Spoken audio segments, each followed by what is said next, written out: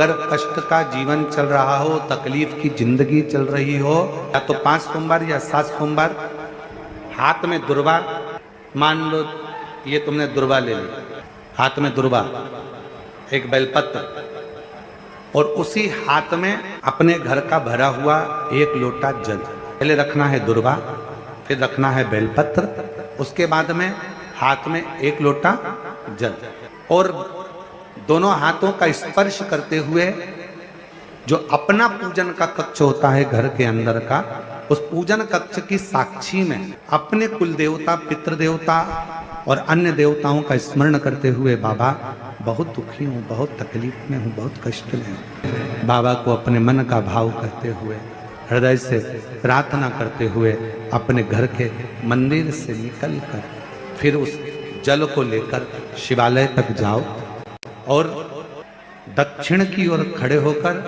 उत्तर की ओर मुख कर कर जल समर्पित करो। बेलपत्र और दुर्वा दोनों को अशोक सुंदरी वाली जगह पर चढ़ा दीजिए। अशोक सुंदरी की जगह तो सबको मालूम है ना। चढ़ा हुआ थोड़ा सा जल लेकर आओ, घर के दरवाजे पर उसका छींटा दे दो, लेपन कर दो, और बाबा से 5 सोमवार नियम से आप दुर्वा, बेलपत्र और जल का प्रयोग अगर करोगे, 5 सोमवार पूर्ण होंगे, जो तुम्हारा दुख है वो समाप्त जरूर होगा। शिव करना जरूर होगा। ये जो 2 देवियां हैं, एक प्रत्येकगिरी माता और दूसरी, जम के बोलो, दंतेश्वरी माता। ये 2 माता ऐसी हैं, अगर भगवान शंकर का ये शिवलिंग है, ये जलाधारी है, माता पार्वती जी का हस्तकमल, और यहाँ सामने एक मोटी सी लाइन होती है अशोक सुंदरी का स्थान, इधर गणेश जी, इधर कार्तिकेय जी। जब हम दक्षिण में खड़े होकर, उत्तर में मुख कर कर, यहाँ खड़े होकर जब हम शिवलिंग पर जल चढ़ाते हैं और अपने जल के पात्र को थोड़ा सा आगे बढ़ाकर हम इस स्थान पर, अशोक सुंदरी के स्थान पर, इस यहां खड़े होकर जल चढ़ाते समय इस स्थान पर अपने पानी के लोटे को आगे बढ़ाते हैं और जल को यहां गिराते हैं। प्रत्येकगिरी माता का नाम लेकर या मां दंतेश्वरी का नाम लेकर जब हम चढ़ाते हैं, आज दिन भर में अगर कोई ने भी हमारे ऊपर विद्या करी होती है, वो 2 मिनट के अंदर वो कटकर गिर जाती है और कोई असर नहीं हो पाता। 2 मां, एक मां दंतेश्वरी, एक प्रत्येकगिरी। कौन है ये प्रत्येकगिरी माता? तो शिव महापुराण में बड़ा सुंदर वर्णन आया कि जब हिरण्यकशिपु ने बहुत तप करा, बहुत तप, प्रत्येकगिरी माता। 2 माता ऐसी है। काली पुराण के अंतर्गत, देवी भागवत के अंतर्गत, हमारे वेदों के अंतर्गत 2 माताओं का क्रम बड़ा विचित्र। तो हम अभी जो कथा को प्रारंभ कर रहे हैं तो प्रत्येकगिरी से प्रारंभ कर रहे हैं और इसको लेकर जाएंगे दंतेश्वरी माता तक। मां दंतेश्वरी महाराज, हिरण्यकशिपु ने तप किया, वर मांगा भगवान से, वर प्राप्त किया। ना नीचे मरूं, ना ऊपर मरूं, ना अंदर मरूं, ना बाहर मरूं, ना अस्त्र से मरूं, ना शस्त्र से मरूं। एक प्रत्येक माता का मोबाइल पर निकालो।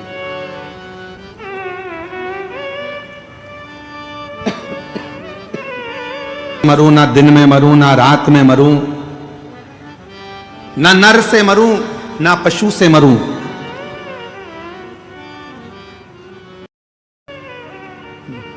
ना ही 12 महीने में मरूं। ये हिरण्यकशिपु ने वर मांगा, वर दिया, तथास्तु, ठीक है। और वो वर मिल गया। हिरण्यकशिपु बड़े बहुत प्रबल हो गए। ऐसा वर प्राप्त हो गया कि अब मेरे प्राण नहीं छूटेंगे। ऐसा वर मिल गया मुझको कि अब मैं मरूंगा नहीं। खूब उत्पात हिरण्यकशिपु ने मचाया। घर आया तो पता चला कि मेरी धर्म पत्नी के गर्भ से एक बेटे ने जन्म लिया है जिसका नाम प्रहलाद है, जिसका नाम प्रहलाद का जन्म। हाँ, और वो भी देवऋषि नारद के घर में कुटिया में हुआ है प्रहलाद।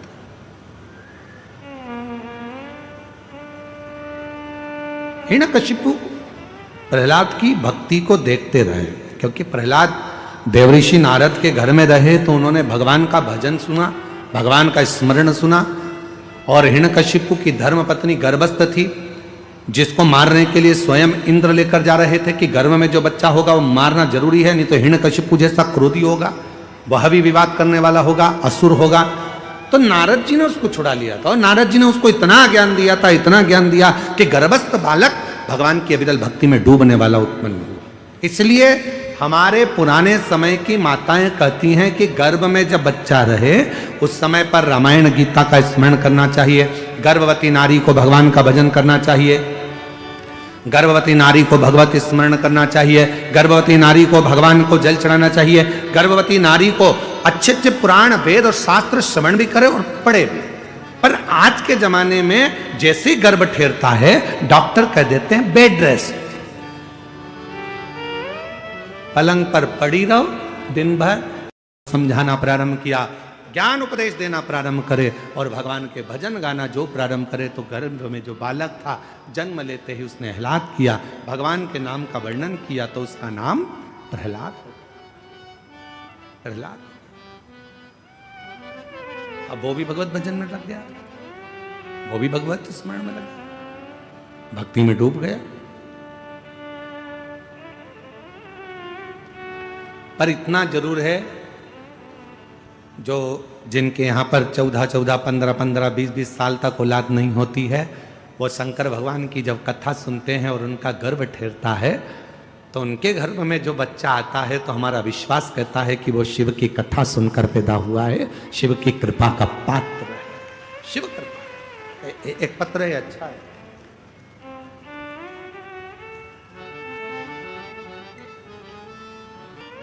विश्वास है तो परमात्मा है, और विश्वास नहीं है तो परमात्मा भी नहीं। विश्वास है तो परमात्मा।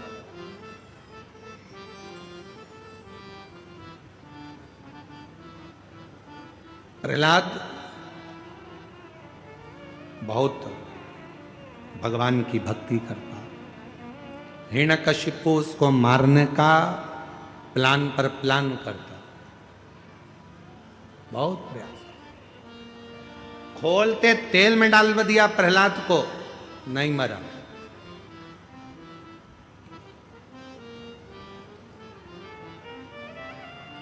पहाड़ से नीचे पटकवा दिया, नहीं मरा,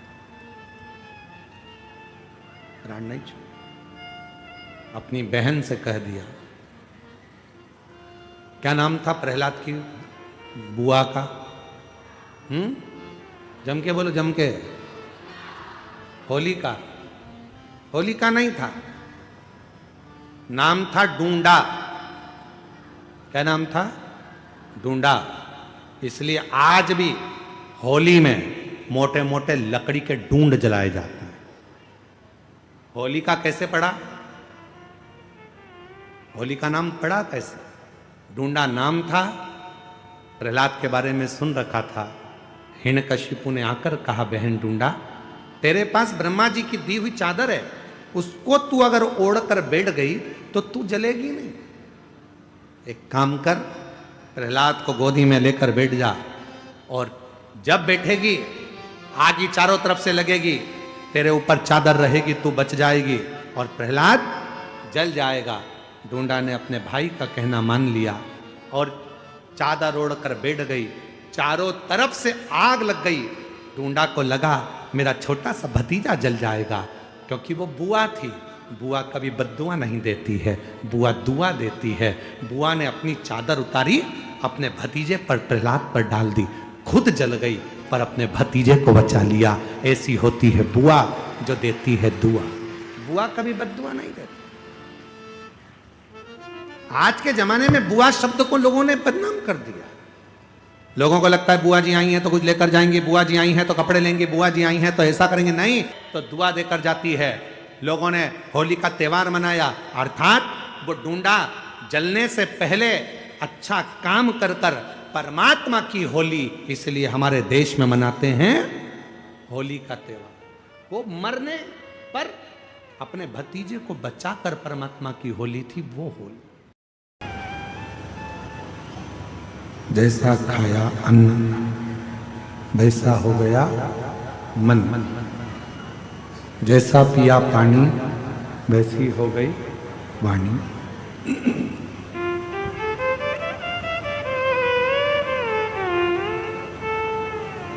हिरण्यकशिपु के शरीर का रक्त नरसिंह भगवान के शरीर को लग गया तो क्रोध और तीव्र हो गया।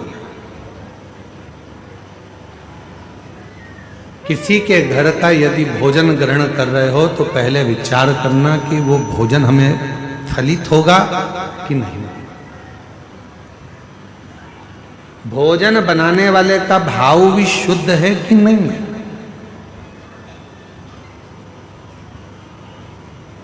एक कितना सुंदर प्रसंग आता है कि एक राजा हमेशा मरने का सोचता था।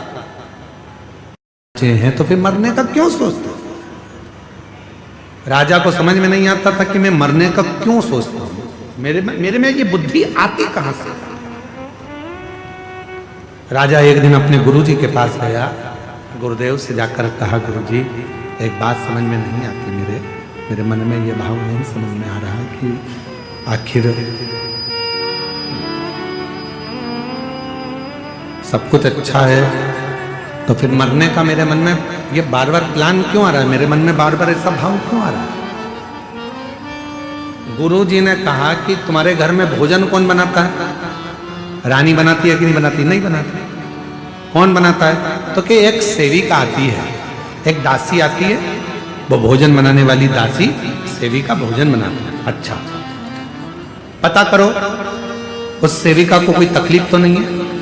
मालूम करा तो वो सेविका सबसे एक ही बात कहती थी, मैं तो इतनी दुखी रहती हूं, मैं तो मर जाऊं तो अच्छा। सेविका हमेशा एक ही बात सोचती थी कि मैं तो इतनी तकलीफ में हूं, इतनी दुखी हूं कि मर जाऊं तो अच्छा। भोजन बनाती रहती, आंख से आंसू बहाती रहती और मन में मरने का विचार करती। भोजन कौन करता? राजा। बुद्धि किसकी बिगड़ी? राजा की। मरने का प्लान कौन कर रहा? राजा। राजा सेविका को बुलाकर पूछे कि तुम भोजन बनाती हो और तुम्हारे मन में ये अलग अलग भाव आते रहते हैं मरने के, क्यों? कहा मैं दुखी हूं, तकलीफ में, कष्ट में, इसलिए मैं मरने का विचार करती रहती हूं महाराज। राजा ने उस सेविका को निकाल दिया, भोजन रानी बनाने लगी। राजा की उम्र के लिए सोचती थी मेरा पति खूब जिए, खूब आनंद में रहे, स्वस्थ रहे, खुश रहे। पति स्वस्थ रहने लगा, खुश रहने लगा, आनंद में रहने लगा। मेरी जीजियों, मेरे जीजाओं, मेरी बेटियों, बेटाओं, मेरी माताओं, एक निवेदन आपसे करें, भोजन बनाओ, मना नहीं है। भोजन बनाने वाले तुम्हारे घर में आए, मना नहीं है, पर भोजन बनाने वालों से एक बात जरूर करा करो कि जब तुम भोजन बनाओ तो भगवान का भजन गाते हुए बनाओ, जिससे हमारे घर में भी भगवत कीर्तन स्मरण होता है, भगवत नाम चलता।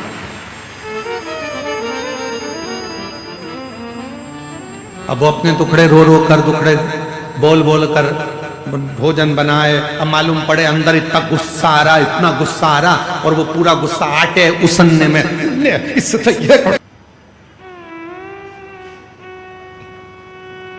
एक कथा है प्रत्यग्रह माता की। कथा के प्रारंभ में कहा है दो देवी हैं, उन दोनों का जल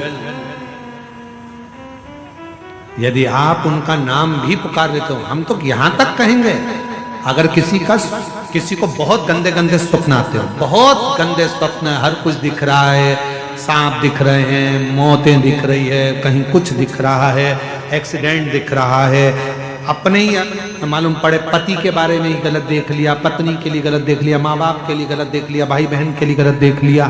कभी कभी ऐसा लगता है अंदर से कि मेरे पति के साथ कुछ गलत ना हो जाए, मेरे बेटे के साथ गलत कुछ ना हो जाए, मेरी पत्नी के साथ गलत कुछ ना हो जाए। घर के लोगों के लिए हम जब गलत गलत विचार मन में आने लगते हैं, तब प्रत्येक गिर माता का नाम या दंतेश्वरी माता का नाम किस रूप में लेना है वो कथा चलती है। और शायद संपूर्ण विश्व में इस कथा की धूम है, पूरे विश्व कि दंतेश्वरी माता की कथा को हमें श्रवण करना है। आखिर माँ का स्वरूप क्या, माता का स्वरूप, माता का स्मरण, माता की भक्ति, माता का हो रहा था वो क्रोध शांत नहीं हो रहा था, क्रोध शांत। सब देवता मिलकर भगवान देवाधिदेव महादेव के पास में पहुंच गए, भगवान शिव जी के पास, और भगवान देवाधिदेव महादेव के पास में जाकर, भगवान शंकर जी के पास जाकर भगवान देवाधिदेव महादेव से प्रार्थना कर, बाबा नरसिंह भगवान को बड़ा क्रोध आ रहा, बड़ा,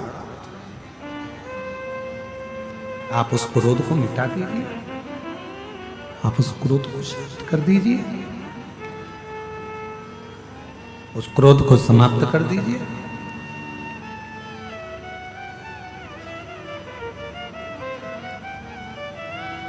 शंकर भगवान बोले, नरसिंह भगवान ने जो रूप रखा है,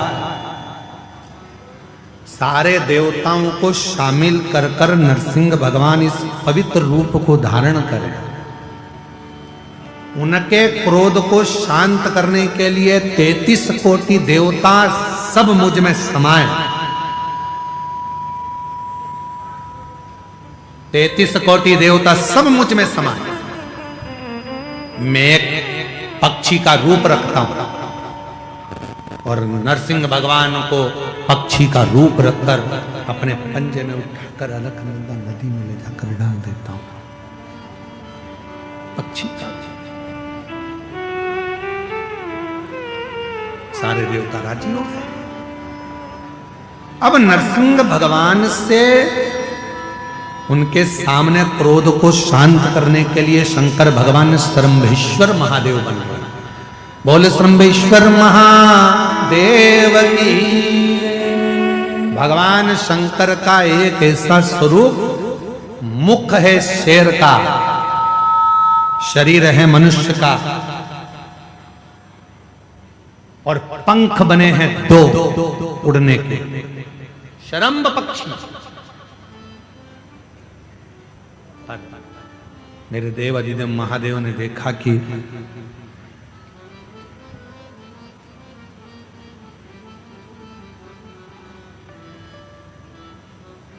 मेरे भोलेनाथ जी ने देखा कि ये मैंने सिंह का रूप तो ले लिया है, मनुष्य का शरीर भी हो गया है, पर पंख किसको बनाया जाए। तब मेरे भोलेनाथ ने त्रिदेवियों का आवाहन किया, हे लक्ष्मी, हे पार्वती, हे सरस्वती, आओ और तुम मेरे पंख बन जाओ।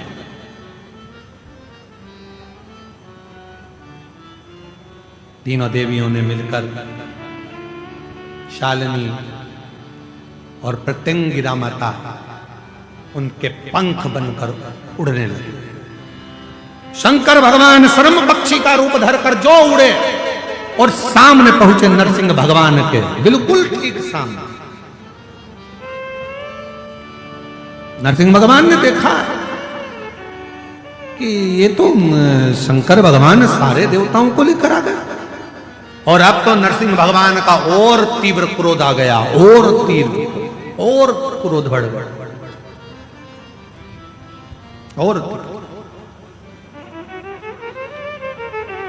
और जैसे ही और तीव्र क्रोध हुआ, नरसिंह भगवान ने अपना और रूप बदल लिया।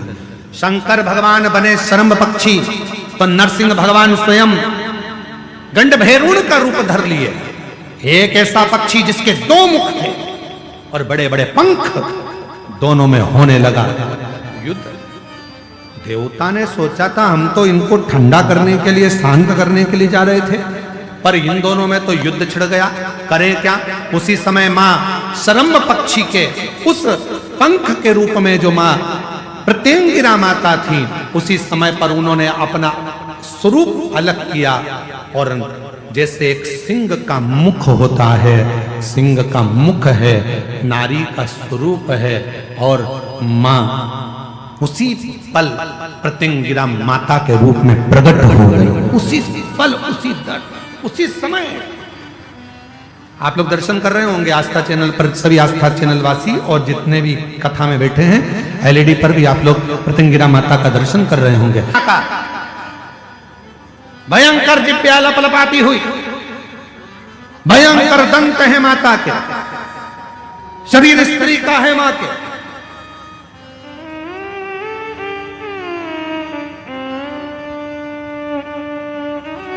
जो देखा गंड भैरुण के रूप में विराजमान नरसिंह भगवान और शरम्भ के रूप में विराजमान मेरे देव दिव्य महादेव दोनों ही शांत हो गए।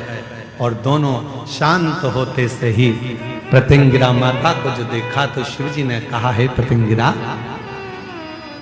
तुम वो शक्ति हो जो पार्वती सती का एक स्वरूप है। तुम्हारे दंत का दर्शन एक प्रत्यंगिरा के रूप में होगा।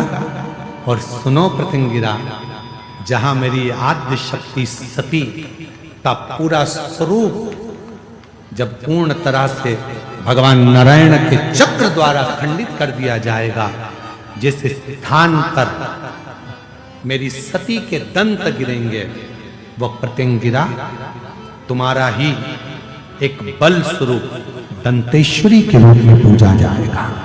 स्वयं दंतेश्वरी, एक प्रत्यंगिरा और मां आद्य शक्ति सती माता का जब शरीर के टुकड़े करे गए, जो दंत गिरा है वो दंतेश्वरी के रूप में मां विराजमान हुआ है।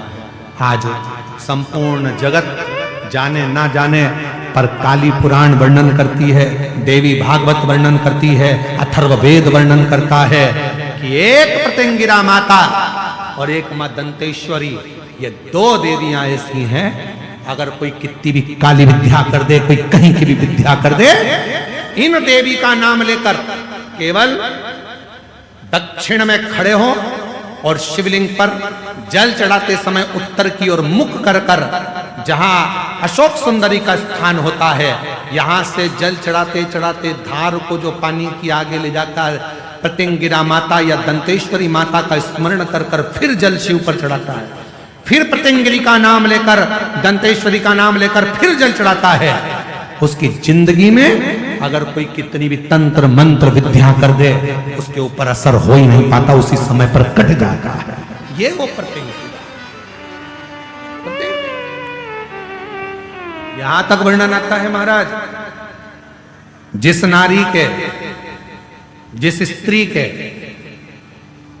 रजो धर्म में, रजो धर्म के समय पर कोई नारी कहती है पेट दर्द होता है, कोई कहती है रजो धर्म नहीं आता, कोई कहती है रजो धर्म रुक जाता, वो नारियां जो बहुत उदर से जुड़ी हुई कहीं ना कहीं तकलीफों में होती हैं, अगर मां प्रत्यंगिरा का स्मरण कर कर एक चावल का दाना, भगवान देवाधिदेव महादेव जिस जलाधारी पर, वो जो गोल जलाधारी है, जिस जलाधारी पर शंकर का शिवलिंग रखा हुआ है, उस जलाधारी पर कहीं पर भी एक चावल का दाना या तो मां दंतेश्वरी का नाम लेकर या प्रत्यंगिरा माता का नाम लेकर अगर चढ़ा देती है, तो उस नारी के रजो धर्म से जुड़ी जितनी प्रॉब्लम है वो सब समाप्त हो जाती है। यहां तक प्रत्यंगिरा माता का वर्णन। एक पत्र है, अच्छा है,